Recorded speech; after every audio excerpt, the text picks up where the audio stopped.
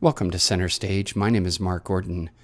On this show, we're going to talk with filmmakers Justin Dyck and Keith Cooper, the creative team behind the film Anything for Jackson, a family drama with a terrifying twist. So stay tuned. Center Stage, Center Stage, Center, Center, Center Stage. Center Stage. This film, Anything for Jackson, started out as a lie. You were at a pitch meeting, and they asked if you had some supernatural thing, which that's got to suck when you go to pitch a film that you have ready to go, and they're looking for something completely different. Yeah, it's the nature of the beast. I mean, I think you always got to be prepared and have other movies ready to go. And in this case, we absolutely didn't. But we're quick on our feet, so we were able to lie our way out of it quite nicely. We usually have a lot in most spaces, but this just happened to be one that we didn't have anything in the space at the time. So, it's films are a business like anything. If they know what's going to make them money and they want this, then it's our job to be ready with that and try and supply it.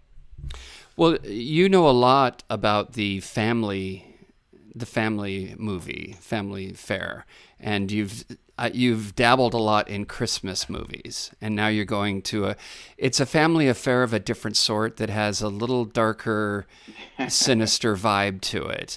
Why the switch to go all of a sudden to horror? Well, it's always, it's actually the question should go the other way around. Horror was what we were always trying to pursue. And we ask ourselves every day, why the switch to family and Christmas? Keith and I met 8-9 years ago, decided we wanted to make a horror movie together. So we, went through the normal avenues. We found a producer interested. She went off to find the financing, came back and said, all right, I've got some money, but I also have a script about a kid who plays soccer with a monkey. So she passed us that. Keith had to rewrite it from the beginning. How could you pass the monkey kid pick? How can you? Yeah. So Keith had to rewrite the script in full, and we made the movie. And to our luck and downfall, it did quite well. Kids liked it, so we got another one, and that just turned into this long-running sort of a strange day job that we started churning out these feel-good movies of the week. And hey, it was a lot of fun. You still get to work with actors. It definitely made me a better director. But none of them helped us get that horror movie off the ground. So, we could have been making family movies, or we could have been working at a car rental place. Either way, we still had to get that first shot at making a horror movie, which, luckily we finally did. We can either make movies or work in car rental places. That's it. That's all we're qualified for. The whole objective is to work, because if you learn a craft and you never get a chance to express it, then it's kind of like the tree falls in the forest thing. Yeah, I was worried on, by movie number 3, it was like, oh, I'm going to get pigeonholed. People are going to, look at me and they're going to say, oh, this is the kids, low budget Christmas movie guy, and then eventually the movie of the week, sort of a Hallmark style person. But really, anytime you're on set, whether you're working in craft or directing a movie that's not necessarily your passion project, you're learning, you're getting better, you're learning how to tell stories. The public relations aspect of it, the appearance of, a person who makes 35 kids in Christmas films. Yeah, it's going to be a stretch whether or not you want to watch a horror movie, but it's certainly, if it weren't for those films, Anything for Jackson, I don't think would have been nearly as successful as it has. So yeah, anytime you can work on set, I think it makes you a better filmmaker. So why is horror so popular? And it's interesting because during COVID, I got pitched tons of horror films. It's interesting, and during this time that it's been kind of a horror time anyway, that there's been just this wealth of horror films. Why is it so popular, the genre? I think it's the escape. It's the one, it's the same reason that sci-fi grabs people. It's like, it's just so, it does live in our imagination, right? Like even the horror that's grounded, it's kind of like, I don't get me wrong. I love all great movies, but for whatever reason, I'm always drawn to horror, just because being scared is such a visceral effect. And it's just really, it's, in my opinion, it's so hard to scare someone. And for me to be scared in a movie, so I get excited when I genuinely start feeling scared in a movie. I think it's great.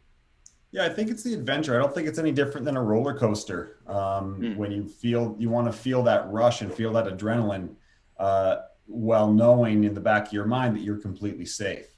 So especially in a time when, we can't leave the house, can't go on roller coasters, people are looking for some sort of feeling, some sort of emotion. And if being scared is that, just, wakes you up a little bit, then I think that's a fun thing to pursue. What's interesting is you say we can't leave the house, and that's the character in your film. She gets abducted by these elderly people, and we're not going to hurt you. We're not going to hurt you, but you just can't leave. And I love the scene when they test it. So the husband goes outside, and the girl's screaming, and no one can hear her. So it was very successful. They're very good. I mean, your cast is really, really good, and the look of the film is good. It looks like you really spent a lot of time on the aesthetics of the film. Working together, two of you, making films together, does it help when you craft another film? I mean, do you have a certain language that you share in common? For sure. Yeah. Yeah. We, even on, the Monkey movie or any of the following movies, we always work closely together. And on anything for Jackson, we came up with the ideas together on a car ride. Keith went and wrote the first, 10, 15 pages, and then he sent them to me, and I was able to look them over and, oh, I love this. I love this. Imagine, I can come up with ideas and say, imagine she went this way or he went that way. Or if there's something that remember that scene? If this character has a cell phone, then that scene's not going to work in the future. So how can we adjust this? And so it's, extremely helpful. And I get this connection to the story long before I read the first draft of the script. So being able to work that closely with Keith, because I'm not a writer, and Keith is a wildly prolific one. So to be able to have that connection with the script from step one is wildly helpful to me. And then, hopefully, Keith, I think, gets to see his vision hit the screen more closely, because typically a writer will, if you sell a script to a company, they're going to give that to some director you might not necessarily have met, and they're going to put their own spin on it, maybe bring in other writers. But I feel like Anything for Jackson is pretty close to Keith's original vision, because not only was he, with me through the writing process, but he's there on set every day. He got to know the actors as well as I did. And if Julian came and said, hey, I'm thinking about a different line here, he would pitch it to me, but he'd also pitch it to Keith. And he'd say, and so he gets right down to the root of the intention of the line and what it was meant to do. And the three of us can work that out together. So it's a unique relationship, being so close to the writer during the writing side, and Keith being so close to me while directing. So, but it's hugely beneficial. Do you set goals for yourself in terms of your career and projects you want to make? I think plans don't work. That's just been my experience. I've tried, and I just can't seem to get my plan. Every time I sit, I sit down and I say, okay, by the end of this year, this is where I'm going to be. It's never worked out once, but I'm further ahead. So I think it's good to have a roadmap, but I certainly don't say this is definitely going to happen by this time. There's a giant pandemic that kind of changed things up for the last year. 2 years ago's plan. So you just keep swimming and hope that people want to make your movies. Yeah, I'd say I like to set goals and ambitions, but I don't know if even when I'm coming up with them, I don't know that I necessarily believe them, because there's just so much luck goes into everything in this business. I feel extremely lucky with how well Anything for Jackson's been received, and Keith and I have opportunities we certainly never saw at this time last year. Meeting with different producers and different studios. It's all very, very exciting. But even just getting Anything for Jackson made, I don't know how many meetings we took trying to get a horror movie made. So when you do that for sort of, 8 years, it's hard to say like, oh, this is the one I'm going to get, because I've seen it, so many things just get in the way, whether or not we had anything to do with it. So I guess what's the old adage, it's not about being lucky. It's about being ready for when luck eventually finds you. So I think just have goals, but not necessarily plans, if that makes any sense.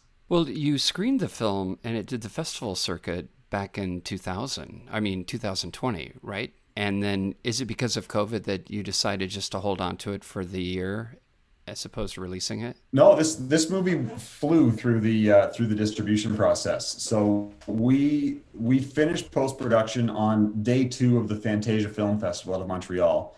They had accepted us on a rough cut, and so we were premiering on the second last day of Fantasia.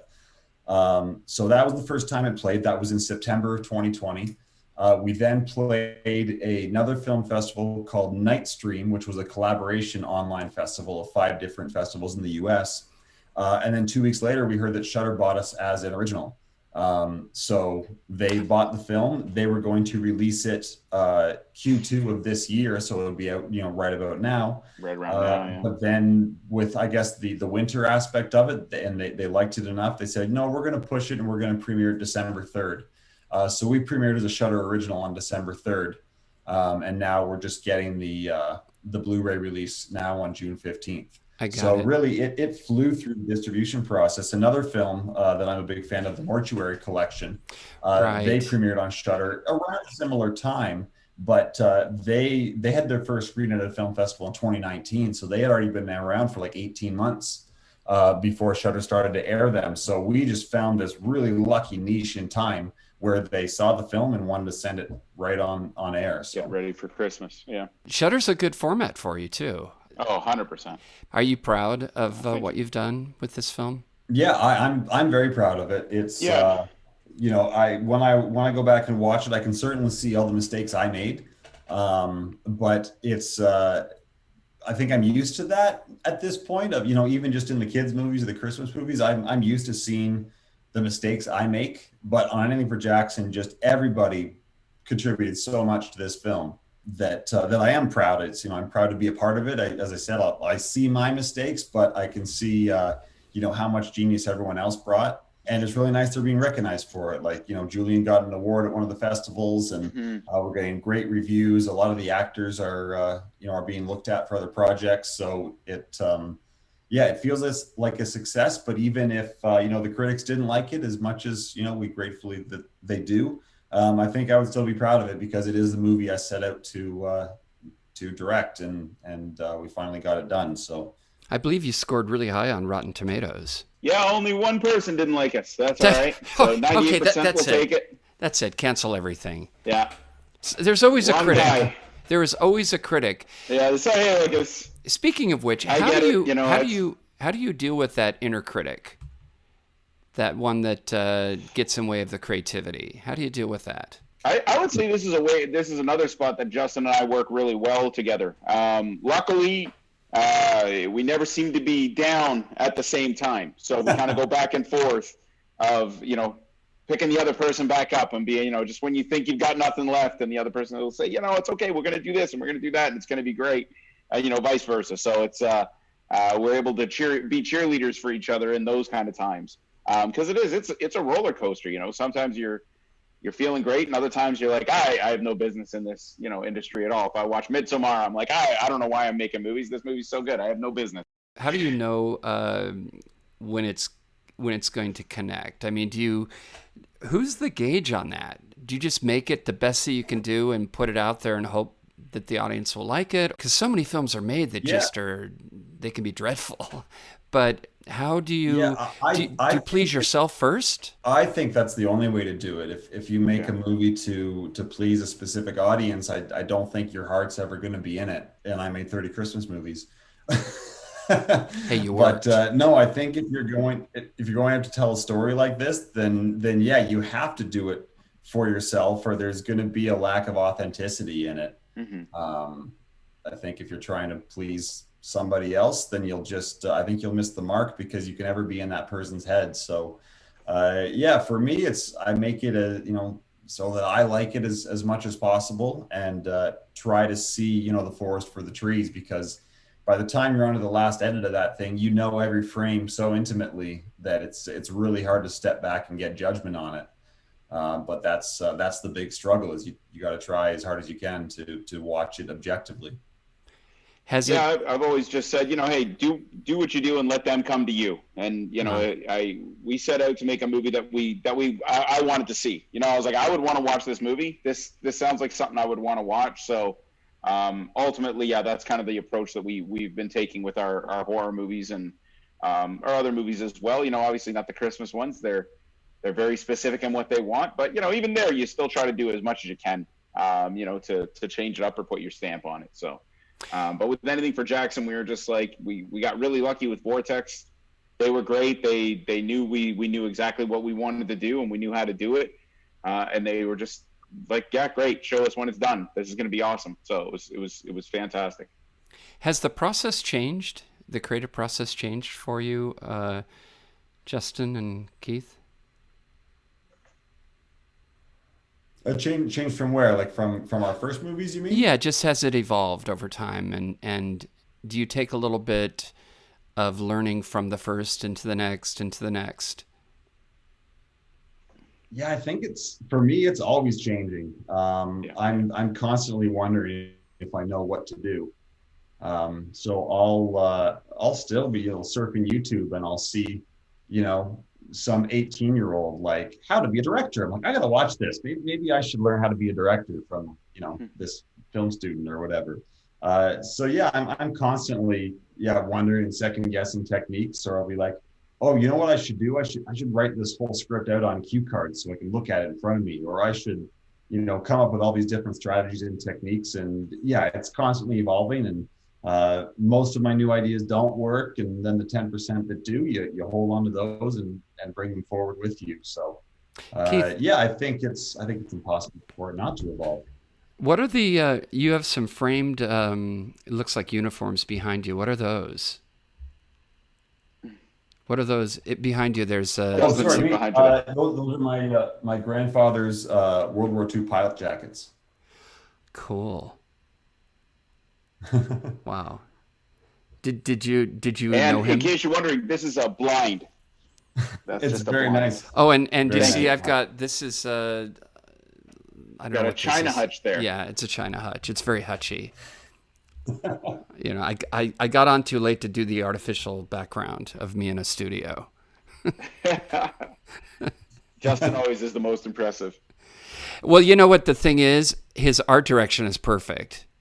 It's very That's right. Yeah. he's the colors all work together. It's very subdued. The dark wall in the background. right. It's perfectly Set a lit. tone. He's a director. He's Oh, showing the off. lighting's not good in this room. Oh, it's not? Yeah, that's my biggest stress in this new Zoom culture is the lighting. Yeah, it's terrible. I've had one light in this eye for the entire thing here. So, what would you like an audience to go away with after they see the film? Well, it's tough. I don't know. I don't know if I ever have any like preconceived notions or like I want them to feel this or take away that. Obviously, I'd hope that you'd put yourself in all the characters' place and think like, wow, would I do that? If I was grieving the way that they are, or if I was trapped the way Shannon was, or if I was psychotic the way Ian is. So that's for me. But honestly, as long as you think about it and you enjoy it, that's all I care about. Yeah, I've got a real hippie answer for this question. So I hope that by watching Audrey and Henry do arguably the most horrific thing anyone can do to another human, if you can watch that and think, wow, I would never do that, but I kind of get it, then maybe you can think about someone you don't agree with in your own life and think, well, you know what, they have a different set of circumstances than I do. So maybe I can understand where they're coming from. And so this movie's obviously going to heal the world. That's my hope. Forever the positive one. Oh, Justin, forever the positive one. Look, Mr. Perfect hair with perfect room, perfect teeth. Ever the positive I one. like this interview. This is a good one for you. Were there any like challenges that you thought, oh my God, how are we going to get this thing done? Did you ever face anything like that? And how did you overcome that?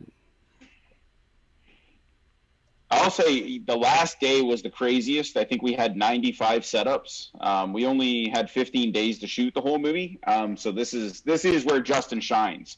We have really great skills that offset each other, but Justin is insanely organized, and you have to be. To do 95 different setups in one day, and still get what you want. You can maybe make your day, but also to have good shots and stuff that is usable. Is something that Justin is an absolute master of. So, that day terrified me, but Justin seemed to have it all under control until we were both, pouring blood onto the floor, being like, "Everybody, hurry! We have 2 minutes." Well, Justin, because you've worked a lot in television, a lot of the Christmas films were television, and I'm sure that has a tighter schedule. So perhaps that experience doing that helped you get through this situation. Do you see that? Yeah, I think so. With the Christmas movies, if you take it one scene at a time, is really not that much different. I've shot wedding scenes with 100+ extras in giant churches. We'll be juggling, 12, 15-page days sometimes. I sent some stunt people down rapids. So really, as cheesy as the Christmas films need to be to reach their audience, scene by scene, they're really, filmmaking is filmmaking. So it's, I certainly have a comfort level on set that I wouldn't have had, my original dreams come true and just, gone and straight out made a horror film. I wouldn't have known what I was doing. So there is a certain comfort level. I know how to work with a crew. I know how to work with actors. So once that part becomes second nature, now I get to focus on, how do you make this scary? Where does the blood go? How do I work with a practical effects department? So I was able to get comfortable in those other areas so that I could really put my focus and energy into what was new about working in horror. What is one question that you'd like to be asked that no one's asked you so far about either the film or your career?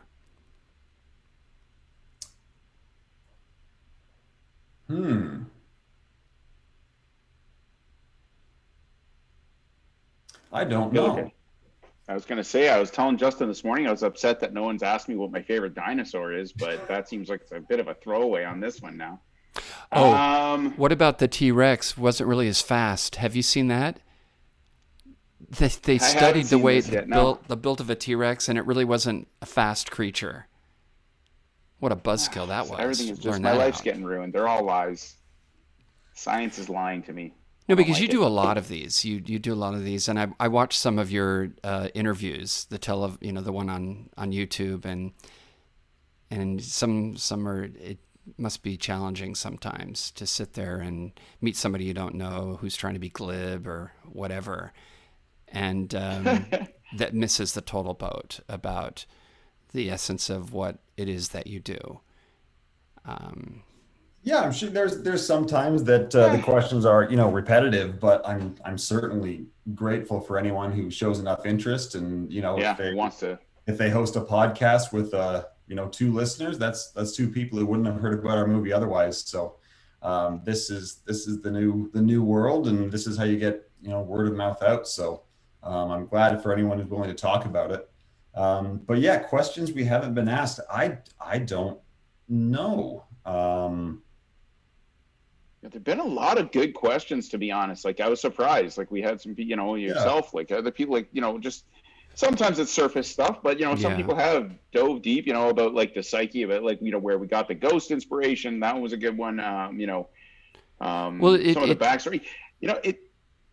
Go ahead, please. No, but it's interesting how there's a through line in the film. Be careful what you ask for. Because this couple is so desperate to have their child back that they venture into waters that maybe they shouldn't go. And things kind of begin to spiral out of control. But it's that longing for something that they want. And I think that resonates with a lot of people, because sometimes we think we want certain things, and when we really get that, it's maybe not what we really want. Yeah, I heard somebody say once, I don't want everything that I want. And, I thought that was that sort of speaks to what you're saying, right? Like in your head, it's the idea of wanting all these things, but, the reality is a lot more, difficult. And, even as you're saying, you really want this, but if you can see the outcome, you're like, I don't know, it's going to be a bunch of demons running around and ghosts and shit. Maybe it's not such a great idea. I think that goes back to all those, script writing books I read when I was in school, and it's the, the conscious versus the subconscious desire, want versus need, and that's the, that's the stuff characters are built out of. So it's fun to play with that stuff. Well, the thing that I liked about it as well is it's not torture porn. It's not excessively violent. I mean, there is some violence in it, but it's more psychological, which some horror films, it's just the shock value that's to scare you. But this is really right. Putting the audience in a situation, well, God, I'm trapped. If I were that character, how would I get out? What would I do? Or can my grandparents be trusted? Right. Well, now, when you were... yeah, that'd be good. That'd be nice if people who watch the movie look at their grandparents a little different now. That would be good. I would like that. It could be a PSA. Do you know what your grandparents are doing? Yeah, that's right. When you were making the film... With their grandparents. What's that? I'm wondering. What was that, I want to be Justin? the person who watched the movie with their grandparents. Oh, yeah, that would be an interesting situation. Kind of like the time I was watching a film with my aunt, and there was like it's like this very erotic scene. I'm going, oh, this is not too uncomfortable, is it? When you were making the film, were you doing? Keith, you see it on its feet, and then were there changes and rewrites during the process of shooting it? Very few. Again, because Justin and I were both producers on the movie as well, so we were kind of, we were really in charge of kind of start to finish. As Justin says, with our relationship, I'm there every day, and sometimes Justin will just want an idea, a new line on the fly, and so I'll just come up with something new dialogue for them to try here, and we can have some alternate takes. But as far as complete rewrites, I don't think there were many. There was maybe one night where we had to rethink a scene because of weather or something like that. But other than that, we really did have it locked down pretty tight. But that being said, we had like 6 weeks of pre-production on this because we got the green light, and then we had to cast, find our crew, find our locations, and prep the script for those locations within 6 weeks. So really, right up until the day we rolled cameras, Keith was rewriting. I think we added a subplot in that time, and there were a few extras getting in there during that time. So even though we weren't rewriting like during that 15-day shoot, we were tweaking right up until the day. So it was pretty close. So do you like being in the horror space now, and will you continue to make horror films, or you're going to be open? It seems, just from what I've seen and heard of you in other interviews, is that you kind of are open to taking what arises, taking what the opportunities that come your way. And will you continue in horror, or what's the plan? For me, for sure, I grew up as a horror freak, so I want to stay in horror for a while. I love horror, sci-fi, all genre. But, I think Justin and I have a saying, we just like good movies. Mm-hmm. So we've got tons of stories that we want to tell in all different genres.